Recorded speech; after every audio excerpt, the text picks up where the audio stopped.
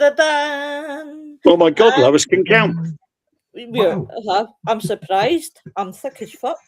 Yeah, right, here we go. Happy Friday, guys. We are live. Happy Friday. How is everyone tonight? How are you? I'm fine. How are you guys? You had a good Not week? too bad. Covered in paint, but I'm all right. Oh, what are you painting? I've had to make some room under my stairs, and I had to turf out some of my parents' junk, so I could put some of my stuff in to empty my garage while I do the conversion. And so I thought, I looked underneath and thought, this is getting a bit outdated, so it needs painting. So I stuck myself in there under the stairs and started painting and got myself splattered in it. So it was all fun. What colour are you going for? Well, under the stairs is cream. Once the garage conversion is done, 3 walls are going to be black and one's going to be pink. I kind of like the black one, the pink one.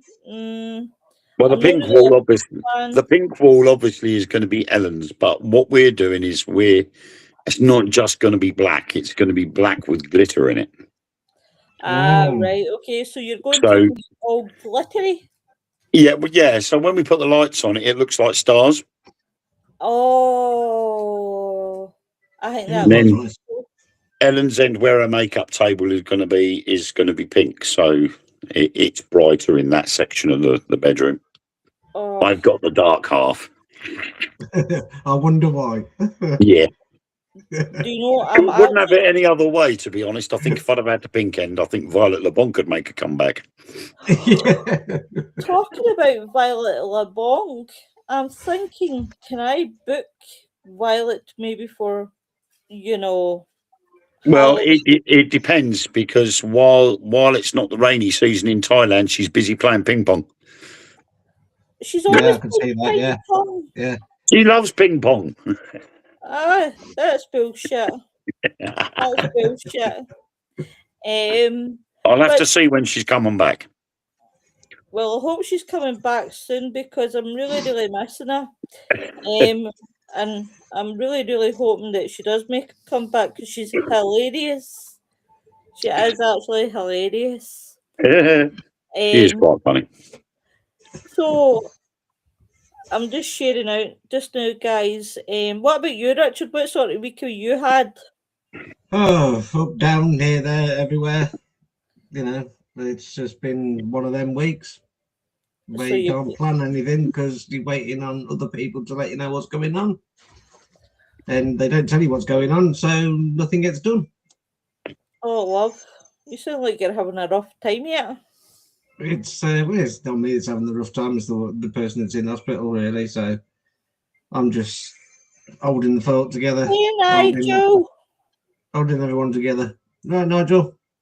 Welcome to the show. I hope you're okay, Nigel. We're all good. We're all good, love. We're all good. So tonight, guys, I thought, why not talk about haunted nuns and priests, nuns and monks? I thought it would be a good subject. I think I said priests. So I thought that would be definitely a good subject for a Friday night. So, Wayne, you usually know about good haunted nuns and monks. To be honest, I think the most well-known location with a spirit of a nun or a monk, for me, round here in my personal area, is definitely the ghost nun at Borley Rectory. I mean, obviously, Borley Rectory has served the church for a long time. Loads of really weird stuff was going on there. Mr. Price had been there to investigate to confirm whether or not it was haunted. And eventually there was a big fire. It then became basically derelict and it was pulled down. I think it was 1954, it got pulled down. and that just left the foundations once it was all cleared up.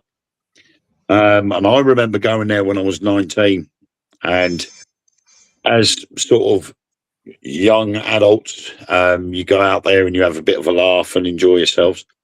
And we'd actually gone into the grounds, and we'd parked the cars up by the church, gone into the grounds, and we're walking about.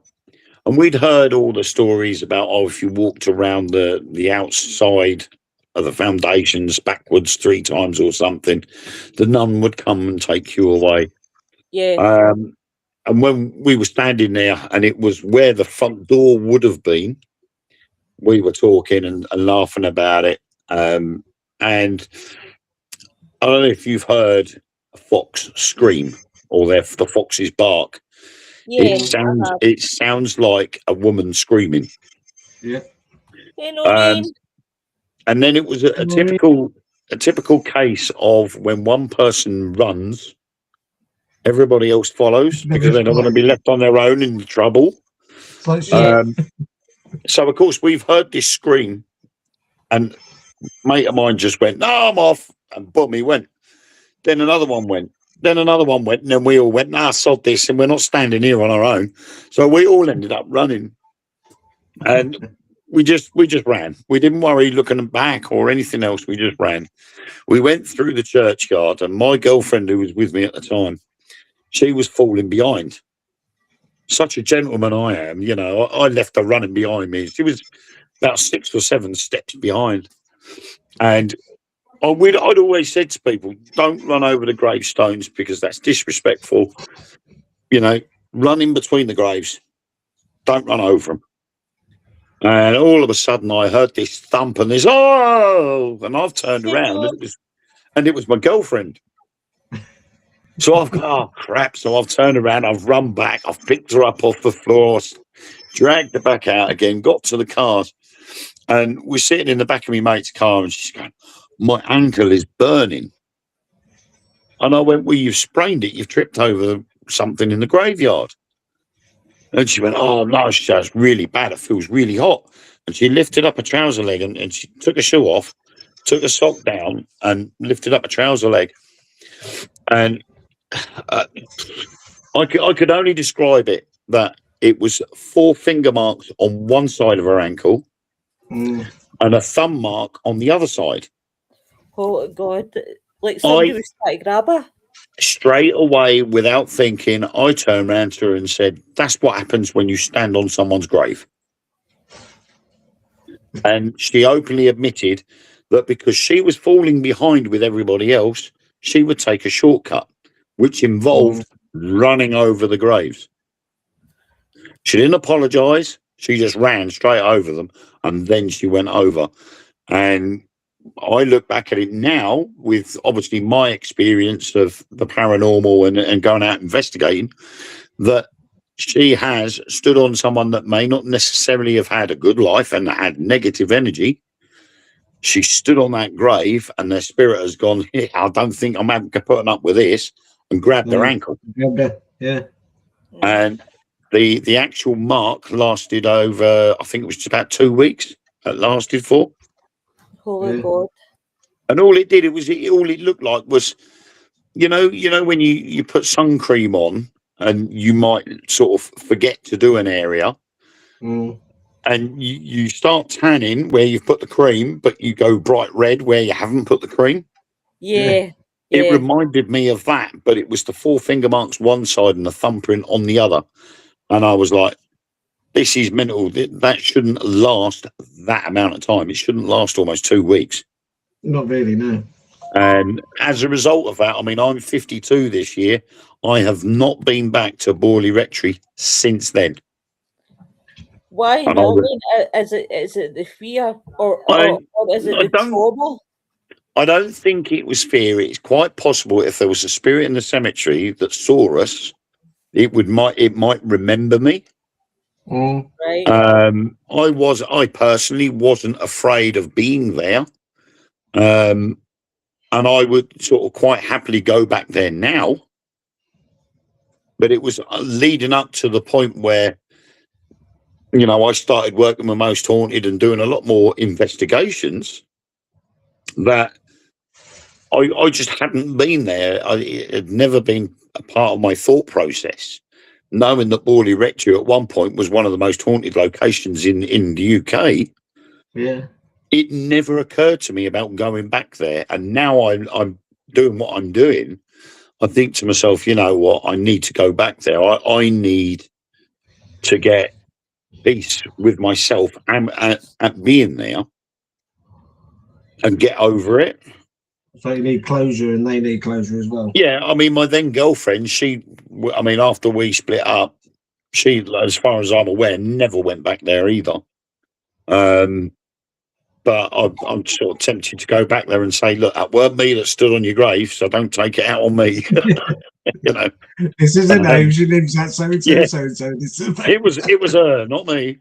I only came and picked up the pieces. So, I mean, and that was the fact that, you know, everybody thought something was going to happen, that the nun was going to come up and get you. And when I talk to people about that incident, everybody goes, oh, you've just recently watched the film, The Nun. And I'm like, no, because this incident happened before that film was even written. Well, this is it, yeah. So, you know, how can I sort of put them two together and go, oh, it's because I've watched The Nun? I mean, I laughed at them films. They're not scary at all. Do you know it's one film that I've never actually seen is The Nun? It's good. They're good films. I need to actually check them out. Actually, you know, when I was actually researching about phantom nuns and monks, I actually was reading an interesting one in Indiana, and it was about a faceless nun who haunts a campus. It's a legend that there was a nun who worked there with great skills in painting portraits, and she believed the face was the most important part. So she always saved it for the last. And one day, she decided to start a self-portrait before she could start the face. She died of an unknown sickness. Since then, a faceless nun has been seen walking around the campus. One day, a sister heard crying coming from a room that held the unfinished portrait. When she went inside the room, she found a nun crying in front of the painting. She approached the nun to comfort her, and the crying nun turned round, and instead of a face, there was only darkness. And I thought to myself, it kind of does sound like the nun. But honestly, I've never seen the films, but I've seen the trailers for them. They are good with there's plenty of jump scares in them. That's why when I started doing diamond paintings, I made sure I did a couple of The Nun. And they are hanging up in my bathroom. I'll tell you what, I was never, this is really going off topic. See, we never stay on topic, but fuck it. This is why it's fools and ghouls. I was never a clown. Like, I never liked clown movies because I always thought they were stupid. But then I discovered Art the Clown. Yeah. And I really, really loved it. I really, really love the Terrifier movies. The thing is, as well, is even if you look at Stephen King's It as well, on Pennywise the Clown. I just don't like Stephen King's It. I think it's a load of shite. Why? I just think it's a load of shite. Honestly. When you watch the original, I mean, the problem is the original had to be sort of cut short and it had to be weaned down a little bit. And a lot of Stephen King's films are going through remakes. Yeah. Because Stephen King wanted them to be done in their full entirety, but the production companies were standing there and saying, well, yeah, but the problem is if you would go in its entirety, it's going to be too long and you want to grip the viewer. So therefore we need to whittle it down. And then they released the new versions of it. And as a result, had to bring it out in 2 films because it's in its original entirety. And now you've got Welcome to Derry, which explains how Pennywise comes about. Yeah. See, that's what I love about films, right? Now we're on to films. Might as well do the film show the night too. Film tonight. Yeah, Happy Tuesday, everybody. Yeah, happy Tuesday. Let's go for that. But that's what I love about films. And quite recently, I've been getting into like the sort of films that, you know, goes through like differently, like the Carmichael House to the original, the origin, and tells you the story of the origin. And it's just, I love films, the way it works, the films, when it tells the story differently. It's like almost backwards, and then it goes to the origin. Well, I mean, that's the biggest thing that they had with Star Wars, wasn't it? It was that, you know, when it was originally written, it would have been like 9 hours long on its own, so it had to be broken up. But then people started asking, how did Anakin Skywalker become Darth Vader? And so that then started the prequels. Yeah. And of course, the storyline was there, and they were like, well, we can't fit all this in one film. So they did again. They did another 3 films. And then you got the ones after it. And it just continues on and on. But what it's done is it made it one complete story. And I think that's where it makes such a difference when you've actually, you know, like the Green Mile, you read the book and you get involved with it. Your imagination takes you into the prison. It takes you along the Green Mile, and you meet John Coffey and the little French Canadian guy, and you get to feel the problems that they've got in there, and you know, and then it comes out on film, and you're like, well, okay, yeah, this was a heartbreaker, and I think that is probably one film that's actually stuck true to the book. Yeah, yeah. But it was at that point where they all started turning around and saying, well, we can redo this one, we can redo that one. I mean, they've redone The Running Man, and I'm sorry, but I prefer the. I haven't watched I that. prefer the original. I really haven't watched that yet.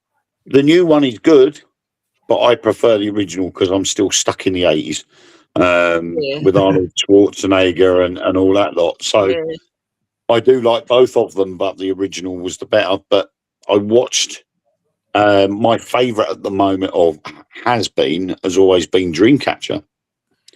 I have seen that, I've seen Dreamcatcher. And do you know that what? is quality. And I read the book, and I was like, yeah, I can't wait for this to come out on film. I must admit, see, after I did the Casey Kenny Beach, I was watching Horror in the High Desert, and last week the 4th one came out.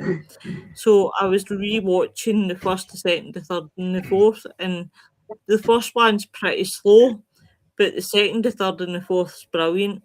Yeah. You get so glued into it, and I'm like that. It just makes me want to go to the Nevada desert. I'm like that. Please don't, because I'm so tempted with the Nevada desert. I'm like, but I am so easily lost that you see the size in the Nevada desert, and I would be so easy to get lost in that. You know, there would be no amount of glow sticks that could get me out in the Nevada desert. You know, I don't know. That's on my bucket list. Oh yeah, definitely on mine as And well.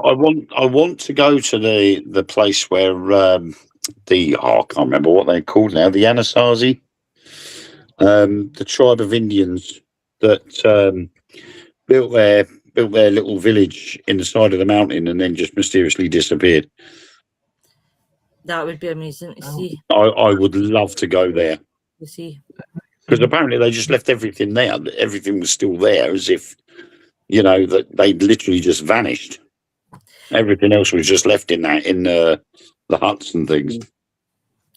Do you know what? My fascination right now, really being honest, is ghost towns. Like people just getting up and going and leaving, and like just like mining. Seem like mining towns as well. Small mining towns. Yeah.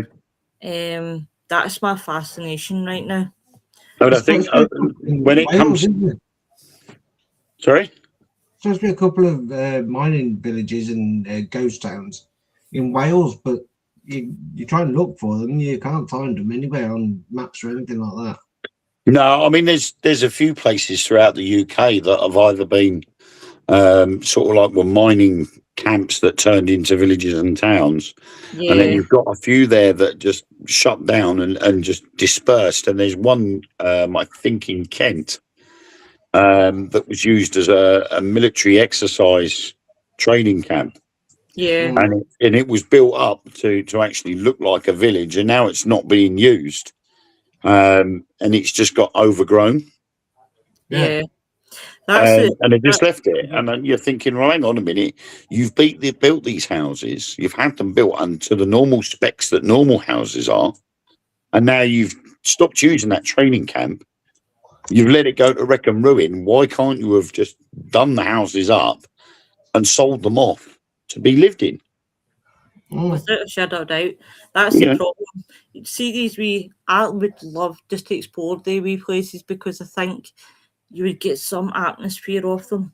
I mean, even like, I know it's no kind of possible, or it kind of is, but it's kind of no.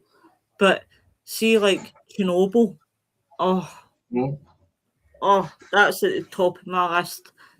That is absolutely top of the list, Chernobyl. Yeah, if I'm still alive in about 1,000 years, then I might go there. Yeah, just give it a bit of time.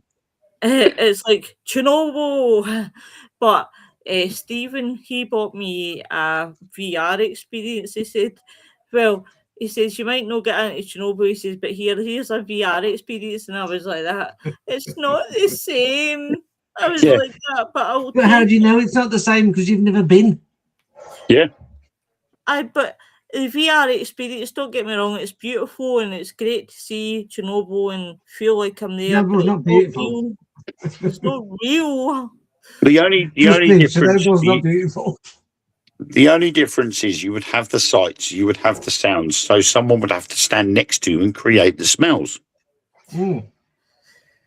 Well, as long as it's no farts, then I'm okay. Well, unfortunately, you will have stagnant radioactive ponds, ditches, sewer lines, people's houses that were left abandoned. And then when you got to the actual site of Chernobyl itself, you would have the underground water system that is emitting fumes. You would have to have that as well. So someone would have to stand nearby with a can of WD-40 or something and some fart spray, just so that as you walk through, they can spray it so you can get the full atmosphere. That way you can enjoy it to its extent. That's called the full VR experience. Yeah. Listen, VR is, do you know what? I love the VR experience. I can remember my first one when Stephen says, try this, I'll never forget it. And he says, you'll love it. So it was the one where you go down and you're like in a cage and you're going down it, and I'm like, oh, this is great. Yeah. You're like, oh, the nice, he's sitting here laughing. I'm like, oh, this is the fishies.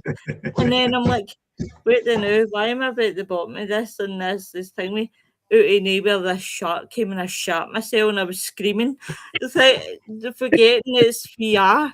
I'm like, oh my god, and I'm like trying to pull my feet away, forgetting. It's amazing how VR gets into your head. Yeah, I mean, I had that on the PS4, and I brought a Star Wars VR game, and at one point I was in an X-wing fighter, and I was flying to this planet, and I'm thinking, well, we're going to have to see what this is, this VR headset's really like. So I turned my head to the right, and I looked, and the VR actually copied my motion and actually made me look out the right side of the cockpit. And then I thought, how good is VR? And I looked down to my right, so as if I was looking out the cockpit and towards the underneath. And sure enough, it actually made me look underneath, and I could see beneath me. And my brain couldn't handle that, because I'm standing there, not sitting, I'm standing.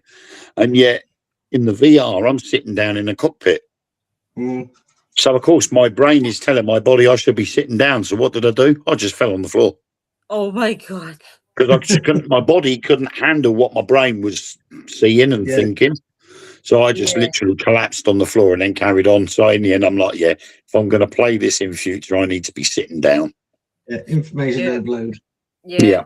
Do you know what? The best experience I had, I think, was seeing the lions. Honestly, it's amazing how you get the motions in your brain is seeing like animals and thinking it's true, and it I came off it and I felt amazing. Like I felt dead calm. I was like, oh.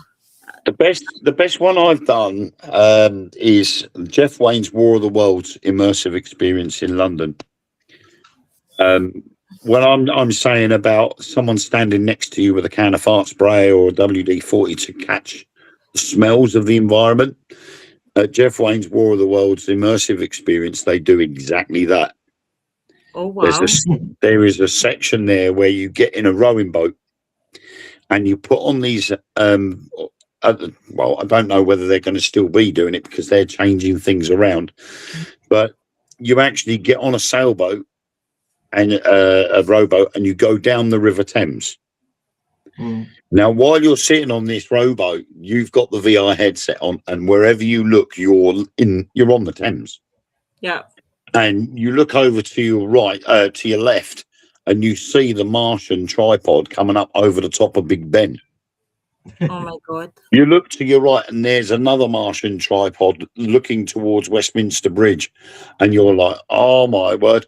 But as you're going down, the actual rowing boat is tipping backwards and forwards to simulate the waves. Every now and then there's a little spray of water comes out to the side of the boat to make you feel like you've actually got the water hitting you. There's a special steam. Andy. Welcome to the show, love. There's a special steam or smoke that's got the sense of bakery goods and burning buildings and stuff being wafted out in front of you. Baby.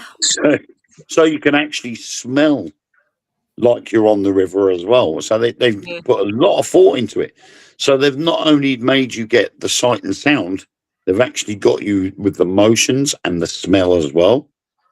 That's pretty mental. It was unbelievable. It was myself, Ethan, Mark Manley, and his Mrs. Rachel. We went down there for the day and went on that, and it was second to none. And I can't wait for them to sort of update it, and then we're heading back there again to experience it again, because some of the stuff that they did there was just mind blowing. And you push aside any VR experience on a computer and go to one of these immersive experiences, you will get the sights, the sounds, smells, taste a lot. Oh, you get it all in one place. 4D cinema experience at Cadbury World. Yeah. And it's like everything flies out the screen. You actually dodging stuff, and then they're holding out chocolate and you're going to grab it. You don't want to grab it because you know it's not there really, but your mind just makes you go grab it and grab it. This is why everybody's going to grab this imaginary chocolate, and you're just sort of looking like a bunch of Spanish on the seat. Do you know something? This is why I love the VR and all this experience, is because how the brain makes you think it's real. How it gets you so it gets all the emotions, or like either fear or oh my God, it's like the dopamines in your brain starts to go.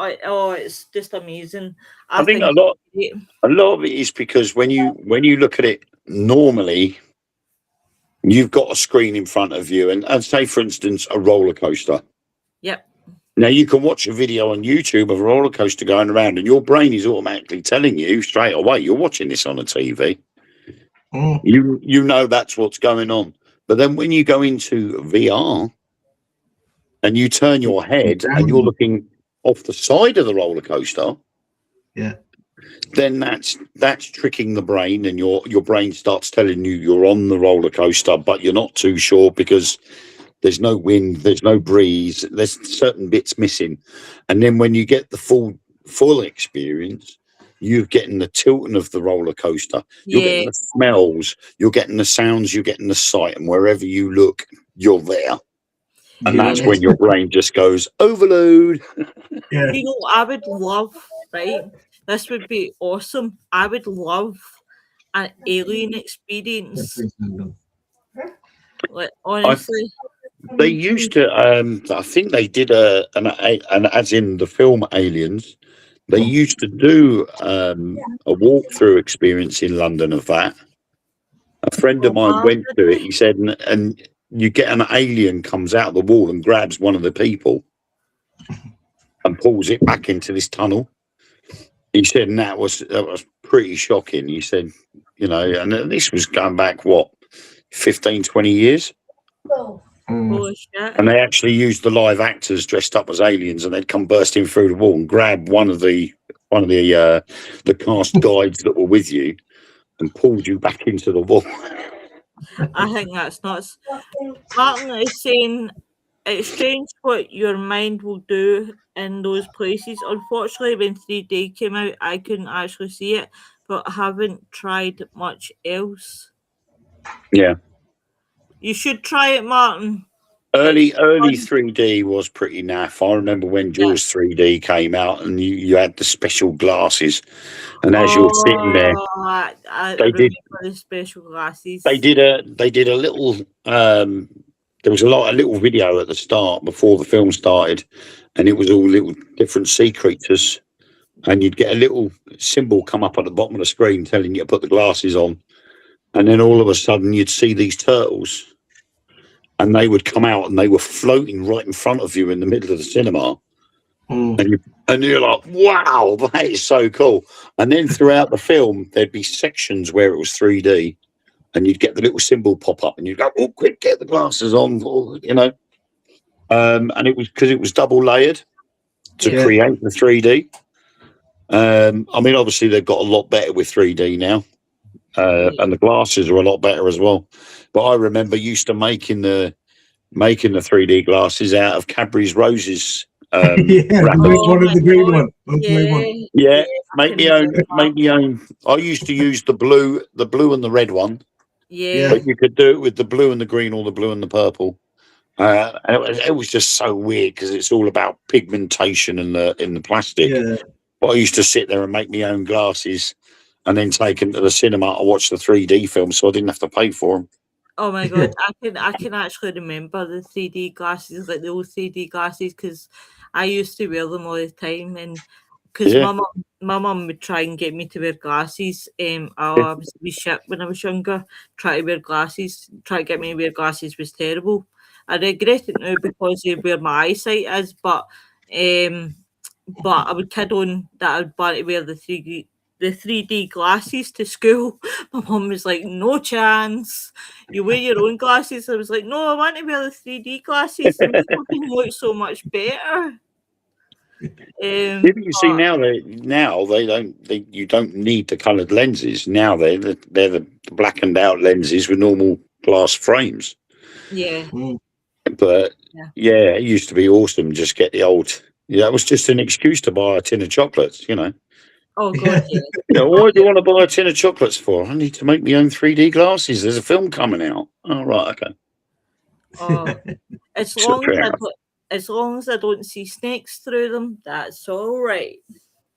Well, I suppose because that could make a 2-foot long snake at a 20-foot long snake. Oh no! Fuck off, Wayne. So. Yeah, but it could also have its advantages when you're saying about snakes, you know. Wayne, I thought we were friends. Now I think you're a dick. Yeah, Lois, I'm not talking about them kind of snakes. Oh, the trouser snakes, that's okay. Yeah. That's fine. I'm happy with that. I'm fine with. Oh, Jesus Christ. Can you imagine that popping out the screen at you? No, I couldn't. Well, I'd be demanding my money back if I saw that. Yeah, oh dear. Well, folks, if that hits me in the gub, I'm sorry, this is X-rated. Just imagine if they went for the extra dimension, you would be in trouble then. Well, that's 3D, folks. Yeah, just please don't make it 4D. Sound effects as well. Oh, do you know what? It's like I don't know if you guys have ever seen the TikTok of the penguin with the toothbrush. No. With who? Wait a minute, I'll find it. Right. Just so that I don't get copyrighted. This is off TikTok, guys. Wait a minute. My sound is down anyway now. Wait till I give a laugh at the penguin and the toothbrush. Seriously, guys, I've never heard anything so funny in my life. Is it anything like Pingu?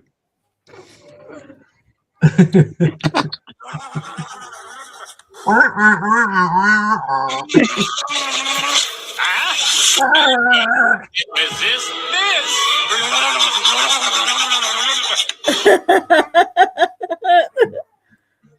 I'm easily entertained. Leave me alone. Yeah, but the thing is, that was audio visual, and all we got was audio. Well, I'm not putting the camera on because of my teeth. Well, then you need to share it to us. Send it to our TikToks. Fine. Right, I'll tell you what, is going to be fucking epic. I'll send it to you, Ben, Right. and you can put it up. I was thinking about it earlier on today, and I'm thinking, I don't think Lois and Lynn know what they're letting themselves in for. Because the second I get there, it's going to be like going to the best circus in the world. I can't wait to meet you. I'm going to get you a big hug. I'm going to be standing there with my Stars and Stripes suit on, and I'm going to be going, "Happy 4th of July, folks!" Right, I've sent it into the group chat. They're going to be wondering what the hell, why. But there might be something in the glasses that like that on investigations. Martin says, yeah, it's just there and out over and over bit that would give me.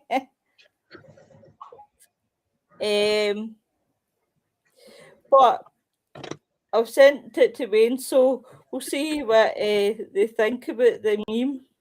Cowboy Randy.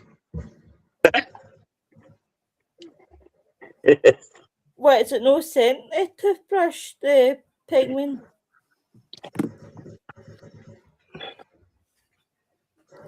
No, it's got Cowboy Randy. Yeah. Is that the profile name? That's the profile name, but it should show you. They give you something to live for. And their love is just so unconditional. You know, it's the love, it's the joy, it's the purpose.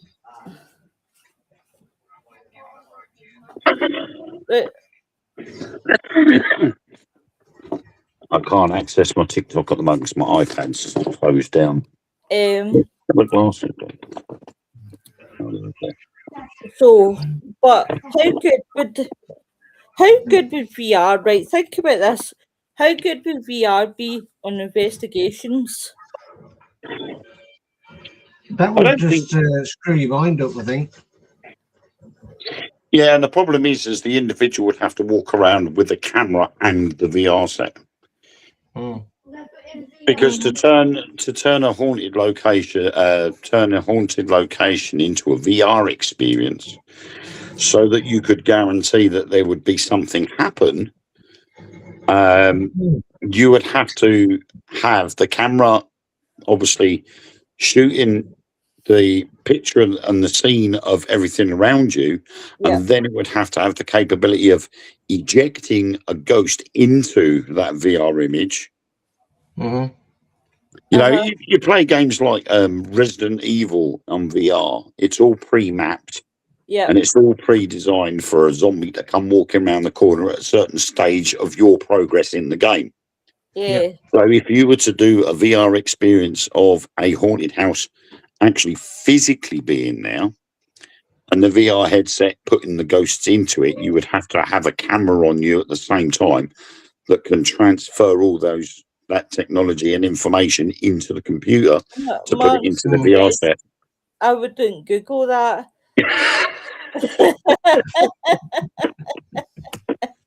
Martin, you should Google that. It's really funny. The penguin with the toothbrush. I'll have a look at it after. There's What, guys, the penguins, mate. you know what, guys? It's been a really good night. I've really enjoyed myself. What I'm going to say to you guys is on Sunday there is going to be a really, really serious subject. You will see the serious side of me, Wayne and Richard.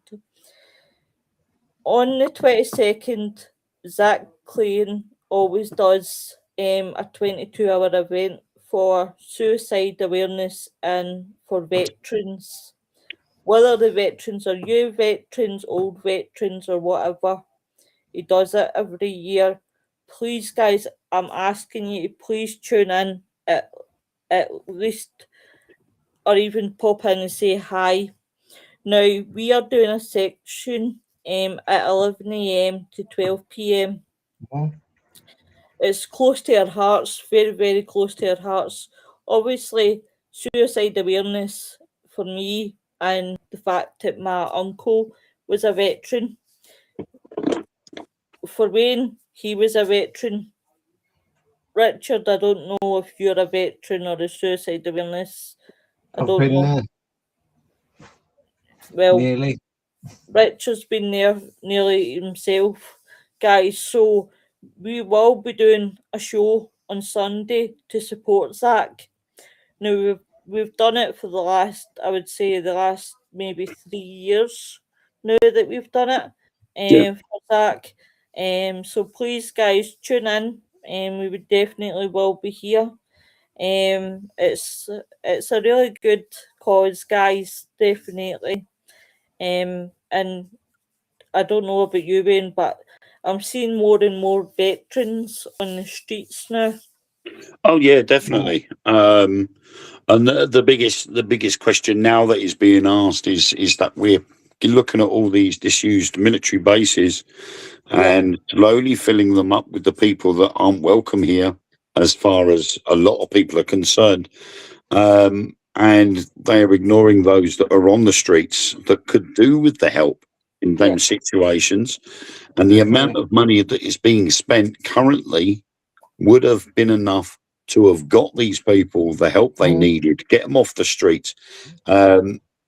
Financially, I mean, I've spoken to a few people in the high echelons of government,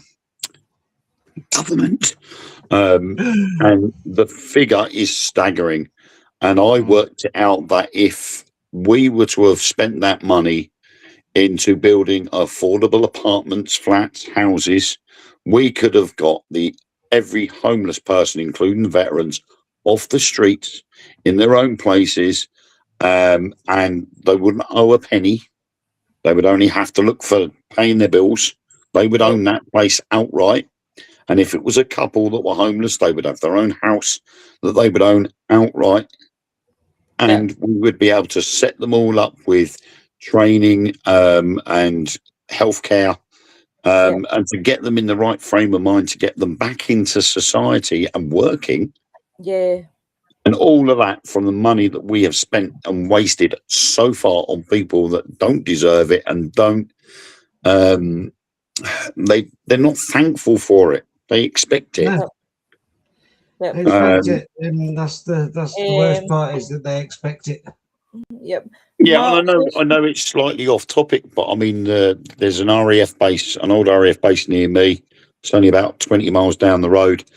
It can house up to 1,700 people. It currently only has 800, and already it is causing enough problems for the locals and further afield, because they are being brought into Braintree, Chelmsford and Colchester. Yeah. And they're coming in the minibuses, and they're standing there walking around town. They're stealing from shops. and they are following young girls and young mothers. And it's not nice, and it shouldn't be expected. And I'm sorry, but my opinion, which it may not be the same as a lot of other people, and they might want to stand up for them, but as far as I'm concerned, if I was to go into another country without my passport, I would have expected to have been detained. I wouldn't have been allowed to go wandering free during the day and into the early hours of the morning, and I would have expected to have been deported within a week. Guys, you know why that is? Wayne, you know why that is? Why you think like that? It's because you're British. Yeah. Guys, and I'm not racist. I am not racist. No, I'm not being racist, but I've got family in Corfu. I've got friends in Barbados and in America. You know, I couldn't be any further from it. But there is a point where, when you look at everything that's going on, you can only point it in one direction. And unfortunately, it is that direction, and who are responsible. So, yeah. Definitely. At the end of the day, this show opens to, free speech. I will always back free speech. On Sunday, guys, there will be a no holds bar, and things will be said. A no holds bar? Yes, no holds bar. Shouldn't it be a free bar? Free bar. Please. And things will be said, and what you're saying is very much true. At the end of the day, I'm not racist myself. It's terrible. I will try my best to be on. You better, Martin, or I'll come looking for you. Like, Martin, I expect you to see you there. Otherwise, there'll be trouble. There isn't enough places. I'm telling you, there'll be trouble. I'll send some spirits your way, mate. He'll go Elmani if he doesn't show up. Yes, and there's enough places that could be used to help, but greedy landlords make it incredibly difficult to afford them. Do you know what? Landlords are greedy. You're right, because some of the prices for places are terrible. Like, yeah. The problem is sometimes when you've got a scheme, like the government created the scheme where if you had a property spare, as in you rented out, you were allowed to rent that out to them for a set time period for X amount per month. And when those tenants left at the end of that contract, like they've got with the hotels, when the contract expires, they will come in and they will redecorate everything, replace anything that's damaged, get it back to the way it was before they moved in, and then you can reopen as a hotel. And they've done the same bargain with landlords as well. And that's why a lot of landlords are allowing, giving notice on their tenants under that scheme. It's terrible. No such thing to a Scottish person. You shut up, you cheeky bastard. Noreen, it is 11. Oh, sorry, Noreen. It's 11 a.m. to 12 p.m. Love. Martin says, can't mention free. Of course you can mention free. You just shut up. You're a shit starer. Martin says, Free's not a word in the Scottish language. I know. Who was it? Was it Wayne? Wayne, did you say that Scots are tight? No. Somebody said that. Because a couple of my best friends are Scottish. And they couldn't, they're the total opposite. Yes, it's even the councils are greedy. They're just after anything. But the show has been brilliant. How is the Dark Mother show? I'm glad to see Josh is back. I did watch a wee bit on Monday. What were you guys? We had to do an old show Monday because I've been busy all week doing stuff around the house and whatnot, and I've been not very well, not quite with it. Mark's been busy, Josh has been working, so Monday we put I think Mark put an old show on, but hopefully we should be back on Monday. And I've got a sneaky suspicion we'll be talking about the Obama-Trump situation. Here's a question for you, right? Because I did notice that you were talking about something, right? Because do you know what? In 2026, I said I didn't care what I spoke about, right? And I blame you guys because you guys talk about things that you just don't care about. So I might as well just go down the same line as yous and blame yous, right? Thanks. Right. But the list came out, right, for Epstein, right? Yeah. Do you believe 100% that that list is true? Because I'm skeptical about the names on it. Yeah, I mean, the problem is that you've got to look at the original source that has come from. Yeah. Now, anybody, and I can point the finger, because the likes of the CIA, the FBI, even the British government, they are more than capable of taking an email and going, right, these are the names, and add a few names on there. Only somebody that knows what they're looking for would be able to detect where that has been changed. Yeah. Whether they've taken names off or put names on. So I don't think you're going to get full disclosure as to the full extent of the names on there. I think certain names are going to be missing.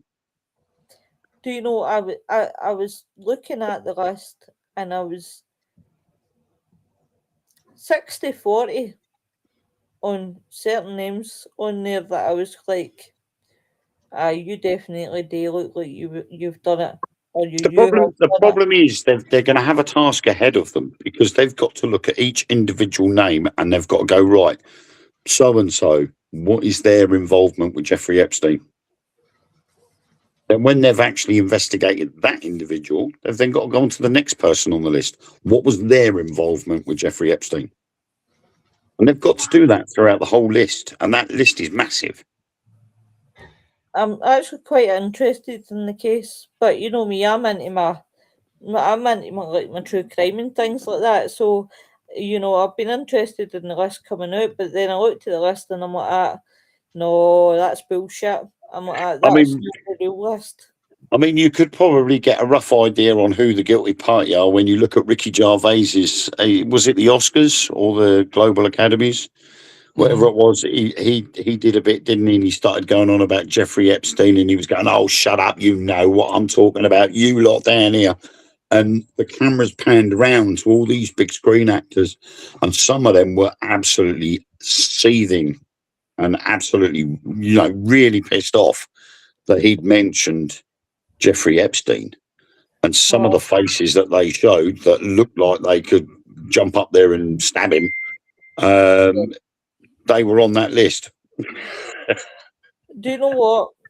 If truth be told, right, I don't believe that he died of suicide. I think he was murdered. I really do believe that.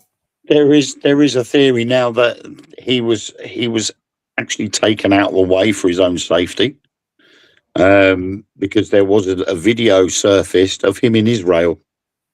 He had a full-grown beard, and he looked a bit shabby, but everybody said on facial recognition software that that's Jeffrey Epstein, and he had bodyguards with him, and he had Israeli connections. So could they have faked his death to get him out of the United States and get him to somewhere where he would be a little bit safer and could be protected a lot easier? You know, it's one of those situations I think it's going to take a long time to sort out. Martin says, I'm going out an investigation Saturday night, but we'll maybe just not sure I'll be with that. He says there is no smoke without fire, and if they were just mentioned, they need to investigate it. As it's so wrong. Definitely, I totally agree with you. This will take many years of them would be dead before the truth is out. You better believe it. It will be bound to like so many hundreds, if not thousands, more names. It's the same as I'll tell you who else. Whose next case will bring out loads more. Is P Diddy. Yeah. Because there'll be a list there as well. And you just think, why would you, why? The problem is when you get involved with an organisation like that, you have got some form of power. And unfortunately, some people that get power let it get to their heads, and they then start to take advantage of that power, and they become incomplacent. They then make mistakes, and this is where that has happened. They have gone power crazy. They've taken it too far, and they've messed up, and they've been found out for it. Yeah. Well, you heard the one about Epstein trying to go for Vladimir Putin, and he would done it without success. He was trying to get Putin to be his best pal, and it just did not work. He said all this is interconnected at some point. Exactly, Martin. That is my thingy. That is my conspiracy. So what's happening in the alien world? No. Let's just answer this question now. All three of us. Who thinks Andrew had something to do with it? Me. But what did you say? Sorry, you broke up there and I missed the question. Who thinks Prince Andrew had something to do with it? Me. 1,000%. That's why he's been arrested, isn't it? Yeah. There's too much evidence. Plus, as well, this right. There's that picture, right? You can't deny it's no him, right? You can't deny it's no him, right? There's that picture, and there's way too much evidence. The Queen is not here anymore to protect him. Carlos is doing the right thing by putting him in. So yeah, and I think that's why King Charles has stripped him of his title. Yeah, Charlie won't protect him because he ain't doing it. That's why he kicked him out of the lodge, wasn't it, as well? Yeah. So get him out of the way. We don't want him around here. Get him up to Sandringham, out of the way. Strip him of his title. He hasn't got no royal duties anymore. So he can just live out the rest of his life up there. The only problem was the investigation took a turn and found out he was guilty of things that he denied. And so they've rearrested him. Yeah. Basically, whatever happens. Well, put it this way. See, when you look at the world, right, and this is how I'm going to finish it tonight, guys. When you look at the world in the UK, right, just in the UK alone, right, Queen Elizabeth would be absolutely turning in her grave because she didn't know how she wanted the UK to be. And it's down to one man and one man only, right? Keir Starmer has ruined the UK without a shadow of a doubt. I'm sorry, I'm going to say my bit. Now, I love the royal family, but I will go one step on that one and say actually it goes higher than Keir Starmer. King Charles should have been the one that stood in and went, what the hell do you think you're doing to this country? You're fired. And he has every power and every right to do so. Exactly. Yeah, I agree with that. But Keir Starmer hasn't done any... Although the direct fault is with Keir Starmer, but ultimately he works for the people, and who represents the people? Who governs the people? The king or the queen at the time. So it should be down to King Charles to stand there and say, that's it, you're fired. The people don't like you. You're not working for the people and the people's best interests. So get out. You're gone. Nobody says the all got skeletons. Wasn't Savile friendly with Charles? Aye, Savile was friendly with Charles, but it was Keir Starmer that protected Savile. The problem is it's someone could be friendly with somebody else, but you don't know what that person is like behind closed doors or when your back's turned. I mean, I obviously, as you know, I was involved with the likes of Cole Beattie and Yvette Fielding. Yvette never had a problem with, but Carl, when his back was turned against certain people that supported him, loved him for what he did, and then he slags them off behind their back. Mm-hmm. See, people don't see that side of him. And that'll be the same thing with Savile. It was done behind closed doors. It was done on the quiet. And then once it was made public, those people that had something to do with him all of a sudden went, oh, Jesus, I didn't realise he was like that. Shit, that's my public image gone. So they've had to do damage limitation. I think, do you know what? The world's just went completely mad. We need a reset. We do. But guys, it's honestly been a good night, and we've put the world to rights, and we've had a good bitch. We've had a good bitch. But everybody have a good weekend. Remember, tune in, guys, at 11 a.m. UK time on Sunday, where you'll see me, Richard, and Wayne talk about veterans and suicide awareness, guys. We would love nothing more, and please come along and support us. And please, and on TikTok at 10 p.m. There's a selfless blood going on here. And TikTok, 10 o'clock. Please go and support that big handsome man down below me. He reads stories at 10 p.m. Please go and check out. He's reading chapter 3. 4, 5. No, because you missed last Sunday. We got to chapter 14, end of chapter 14 last Sunday.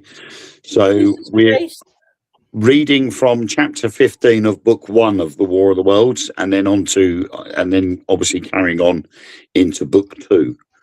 So that's 10 p.m. this Sunday. There you go. The very man himself told you.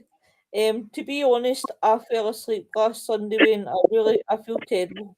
I'm going to have to confess my sins. I'm sorry, Father. I really am. Well, surprisingly enough, I've had messages from people that have gone, I'm so sorry I missed it. But what I've done is I've gone out and brought the book and I've read up to the end of chapter 14 so that I can keep up with you on Sunday. Oh, God bless them. It's brilliant. God bless them. Oh. Guys, catch us up then. Oh, Monday. Dark Mirror show. Dark Mirror show on the Monday, 9:30. Indeed. Aliens. Go and catch them. But guys, you take care and have a good weekend, and we'll see you then